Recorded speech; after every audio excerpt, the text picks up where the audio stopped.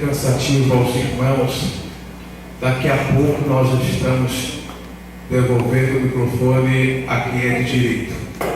Os irmãos, não sei se a impressão minha parece estar um pouco assim, meio que acomodado, meio que assim, eu estou, mas eu não estou, eu esperava mais.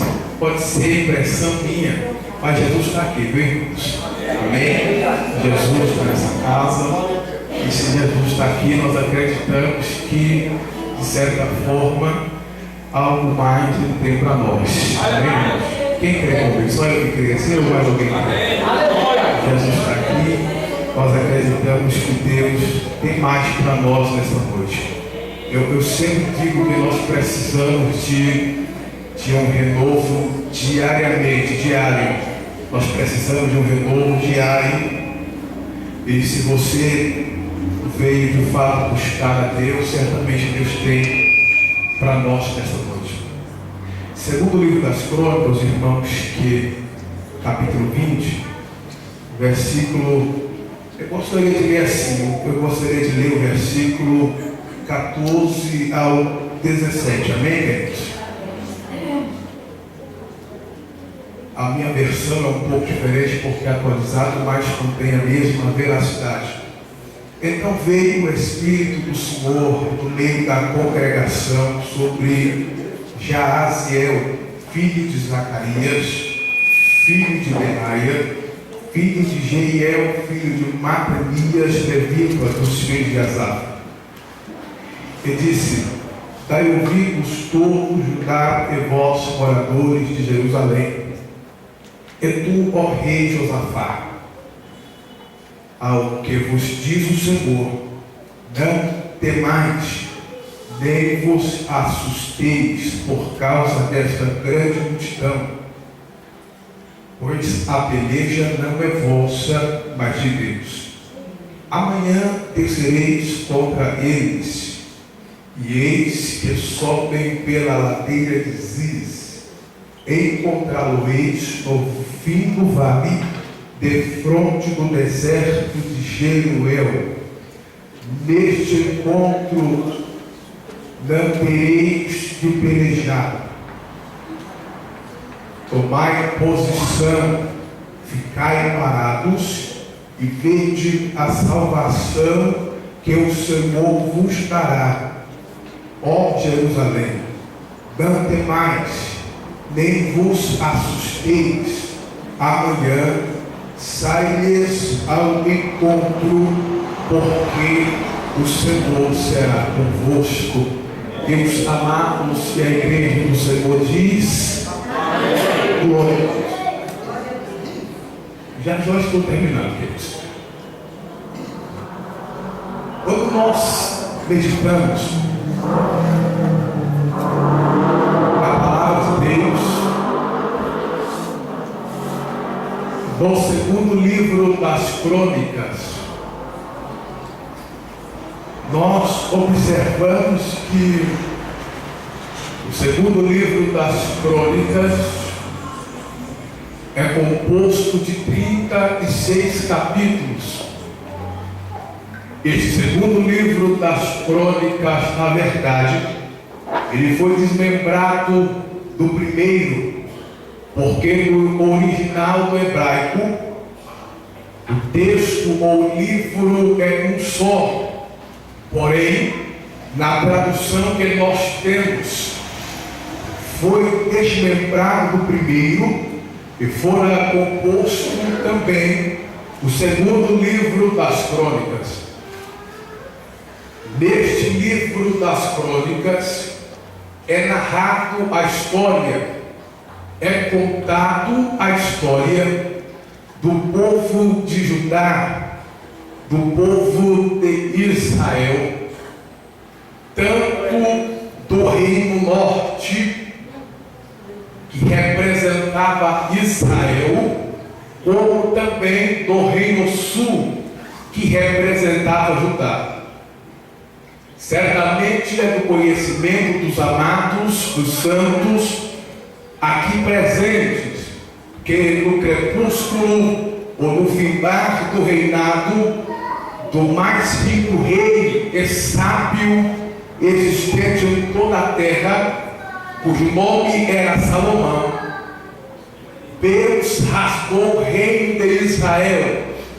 Deus dividiu o reino de Israel em 12 tribos, sendo que 10 tribos para o reino do norte representava Israel, e 2 tribos para o reino do sul representava Judá. E quando nós temos o segundo livro das Crônicas, a Bíblia vai nos trazer a história, a Bíblia vai nos trazer a narrativa sobre Judá e sobre os seus respectivos reis que reinaram tanto no reino norte, Israel, como também no reino sul, Judá.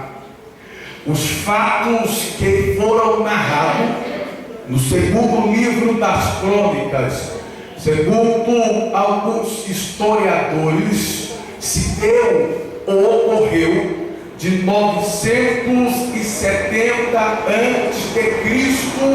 até a invasão de Nabucodonosor da Babilônia em Israel, no ano de 586 a.C. Quando nós temos este texto, estudiosos dizem e acreditam que tal texto que está em foco, que a narrativa que está em apreço, fora proferida ou fora escrita por Esdras.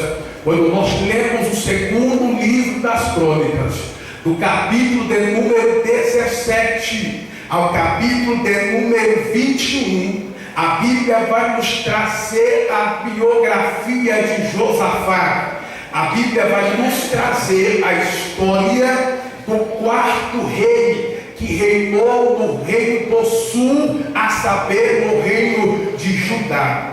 Quando nós olhamos a biografia de Josafá, quando olhamos a história de Josafá, nós logo entendemos, nós logo percebemos que este rei, cujo nome era Josafá, uma vez que ele assumiu o reinado, uma vez que ele ascendeu ao trono, uma vez que ele tomou posse do trono, a Bíblia nos informa que este rei, ele fez conforme a vontade de Deus. Ele fez o que era reto aos olhos do Senhor. A Bíblia nos diz que Josafá, a exemplo de seu pai, o rei Asa, ele logo quando assumiu o trono, ele desfez os altares que eram oferecidos a outros deuses. Ele desfez os altares que eram oferecidos a Baal, como também a Astarote. Ele logo fez uma reforma espiritual no meio do povo de Judá, no meio do reino do sul, pelo que agradara a Deus. Uma vez que este rei, chamado Josafá, ele faz o que era reto aos olhos do Senhor. Uma vez que este rei, chamado Josafá, destruiu os altares oferecidos a outros deuses, uma vez que ele restaurou a adoração no meio do povo de Deus, logo nós vemos que Deus começou a fazer crescer, Deus começou a fazer prosperar o reinado de Josafá.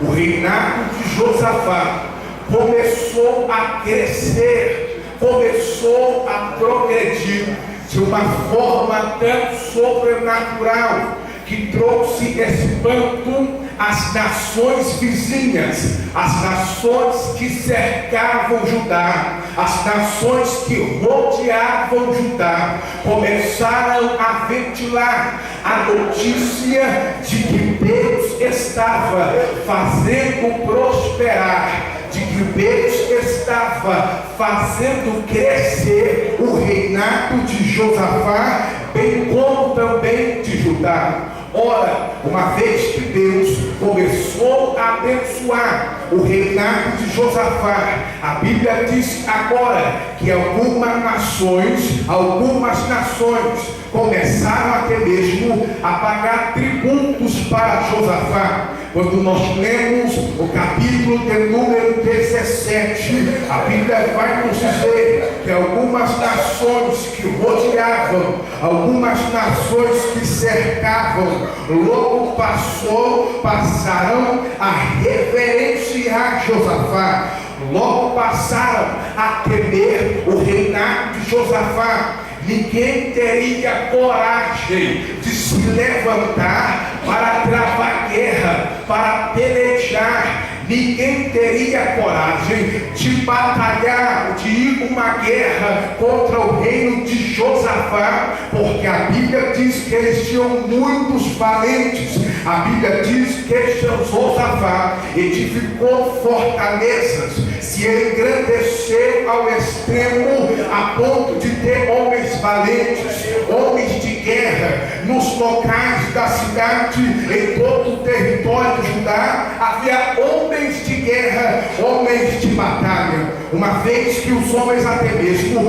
começaram a pagar tributos a Josafá, no capítulo de número 17, a Bíblia nos diz no versículo 10 que veio o temor do Senhor sobre todos os reis da terra que estavam ao redor de Judá, de maneira que não fizeram guerra contra Josafá. Logo veio uma notícia: Josafá está crescendo, o rei de Judá está prosperando. Eles edificaram fortalezas, eles levantaram homens de guerra, e a Bíblia diz que o temor do Senhor invadiu o coração daquelas nações que rodeavam a Judá. A Bíblia diz no capítulo 17 ainda, e no versículo de número 11, que eles começaram a pagar tributos a Josafá e ao reino de Judá. A Bíblia diz que Josafá cresceu, fez obras na cidade de Judá que tinha em Jerusalém, e colocou homens valentes, homens de guerra, para estarem prontos ou de prontidão para uma possível batalha. Mas quando nós olhamos o capítulo de número 18, Josafá fez algo que desagradou a Deus. Josafá fez uma aliança não permitida por Deus. Josafá se aliou ao rei do norte, que naquele tempo atendia pelo nome de Acabe. Acabe era um rei ímpio, Acabe era um rei terrível, que não obedecia a Deus, que adorava outros deuses. Uma vez que Josafá ele fez aliança com este rei, não deu ouvido à voz do profeta, cujo nome era Micaías. Uma vez que Josafá, unindo-se a Acabe disse: irás tu a guerra comigo? Josafá disse: o meu povo será o teu povo, eu irei à guerra com você. Porém Josafá disse: não há aqui um profeta a qual nós possamos consultar. Aí tinha 400 profetas, todos os profetas estavam dizendo: sobe a guerra, porque a batalha será vencida e você esperando a vitória. Porém Josafá disse: não tem aqui um homem, um profeta de Deus, a qual eu possa consultar. Eu glorifico a Deus, eu louvo a Deus, eu agradeço a Deus, porque sempre tem um remanescente. Eu glorifico a Deus, eu louvo a Deus, porque sempre tem alguém na brecha. Eu glorifico a Deus, eu exalto a Deus, porque sempre tem uma atalaia. Eu exalto a Deus, eu enalteço, porque sempre tem alguém, nem que seja um, na posição para dizer: Deus pode me usar. Este aqui, eu quero fazer a tua vontade, eu quero profetizar a verdade. Eu não quero ser mais um, eu quero ser voz do Senhor na terra. Era como João Batista. Eu me lembrei agora, João Batista, ele veio da linhagem sacerdotal. João Batista era filho de Zacarias. Uma vez que João Batista Batista era filho de Zacarias, ele tinha por direito, era direito da linhagem sacerdotal, de se vestir das vestes de linho fino que os sacerdotes vestiam. Porém, a Bíblia diz que João Batista, ele não quis, ou ele abriu mão de se vestir da veste de linho fino. A Bíblia nos diz que João Batista, por ser filho de sacerdote, ele deveria se alimentar do melhor alimento em que os sacerdotes alimentavam na época. Porém, João Batista abriu mão de se alimentar do melhor para comer gafanhotos e mel silvestre. A Bíblia diz que João Batista abriu mão do conforto do templo, onde ficava o sacerdote, para estar em um deserto, em meio a um sol causticante, pregando o evangelho de arrependimento e batizando almas para o reino do Senhor Jesus Cristo. A fama de João Batista ventilou, e alguém mandaram e perguntar a João Batista quem ele era. Alguém chegou dizendo: és tu o Messias? Ele disse: eu não sou. És tu o profeta Elias? Ele disse: eu também não sou. És tu o profeta? Eu também não sou. Então quem és tu? O que dizes a respeito de ti mesmo? Ele abriu a boca e disse: eu sou a voz do que clama no deserto. Endireitai as vossas veredas. Deus não está querendo alguém que quer se mostrar diante do público ou diante da igreja. Deus não está preocupado com o que eu estou vestindo ou com o que eu estou comendo. Deus está preocupado tão somente em encontrar uma voz na terra para dar lugar ao Espírito de Deus. Tem alguém aqui que quer ser voz de Deus na terra? Ele diz: eu sou uma voz. Ele diz assim: eu não preciso ser chamado de profeta. Ora, João Batista foi o maior profeta existente em todo o planeta Terra, habitado pelos humanos. Não sou eu quem diz, foi Jesus quem diz que dos nascidos de mulher não houve profeta maior do que João Batista. João Batista foi o maior de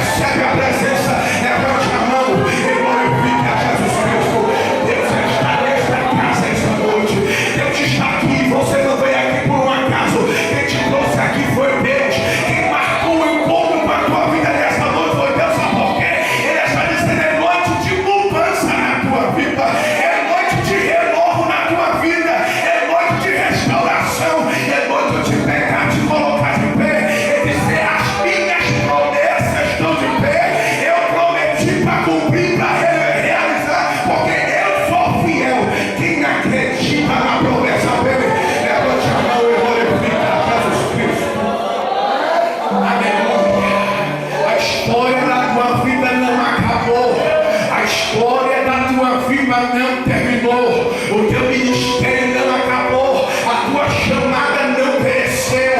Deus está dizendo: eu te escolhi entre muitos. Deus está dizendo: eu investi na tua vida. Deus está dizendo: eu investi no teu ministério. Deus está dizendo que tem renovo para a tua vida nessa noite. O adversário é oportunista, irmão. Ele é assim, ele aproveita o nosso tempo de fraqueza, o nosso momento de vacilo, para chegar em nossa vida e colocar um ponto final na nossa história. Ele diz: acabou para ela, acabou para ele, não tem mais jeito, não vai voltar a cantar, não vai voltar a pregar, não vai voltar a fazer a obra, ele nunca mais será como era antes. Ele vem e coloca um ponto final. Mas eu glorifico a Deus, sabe por quê? No português existe reticência, 3 pontos. Esses pontos significam que a história continua. Quando o adversário vem e coloca um ponto final, dizendo: a história acabou, Deus vem e coloca mais 2 pontos na frente. Ele diz: a história não acabou, a história continua, porque eu tenho promessa. Só quem acredita que vai continuar, só quem acredita que vai perseverar, só quem acredita que os seus olhos verão o milagre de Deus acontecer na tua vida. Levante a mão, ergue a cabeça, leve a tua alma e não me glorifica a Jesus Cristo. Deus fará o milagre acontecer na tua vida. Josafá fez uma aliança, e esta aliança custou caro.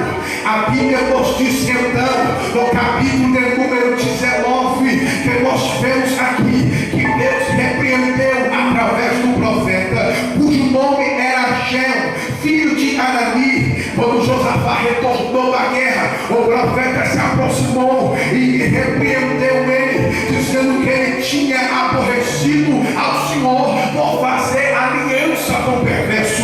Nós devemos ter muito cuidado, porque nós formalizamos a aliança. Devemos ter muito cuidado com quem nós tomamos para ser nosso aliado, porque isso pode custar muito caro. É melhor andar com quem anda na presença de Deus, é melhor andar com quem quer algo de Deus, porque assim nós também continuamos na posição.